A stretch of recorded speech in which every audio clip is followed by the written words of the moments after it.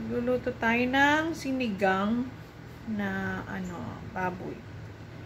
Spare ribs. Ayan. So, maglagay tayo ng mantika. Ganito ako magluto ng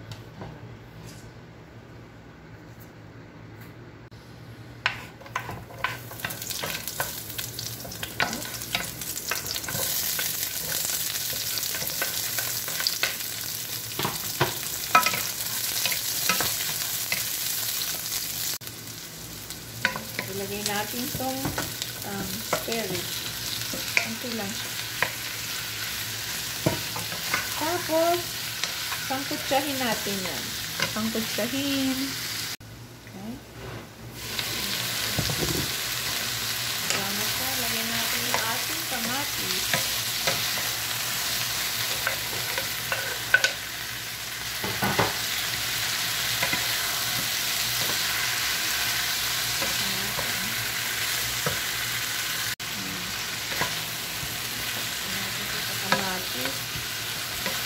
Lagyan natin siya ng tubig.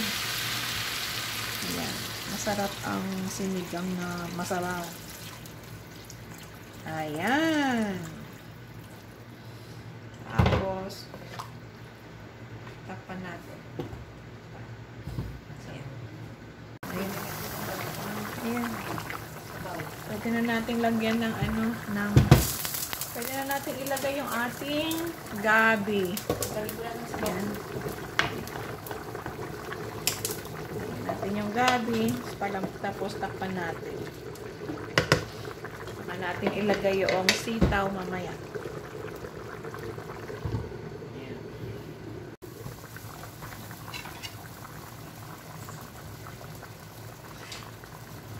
Malambot na yung ating gabi. Isunod natin yung ating sitaw. Ayan. Yung sitaw. Naghugas ako ng kamay, ha. Ayan. Lambutin natin yung sitaw. Isabay na natin pala yung sili. Ayan. Isabay natin. Parang luto na yung sitaw. Ilagay na natin yung ating okra. Ito, nilagyan ko na ng patis to kanina. Hindi ko lang nakuhaan. Yung paglalagay ko ng patis. So, lagyan ulit natin. Konti lang kasi parang medyo matabang. Pero kanina meron na yan.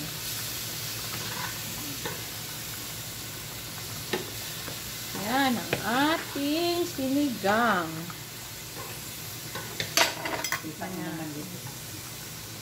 Tapos, lalagyan na natin siya ng pang sinigang mix. Baka makalimutan natin. Konti lang para wag masyadong maasim kasi hindi ko gusto yung masyadong maasim.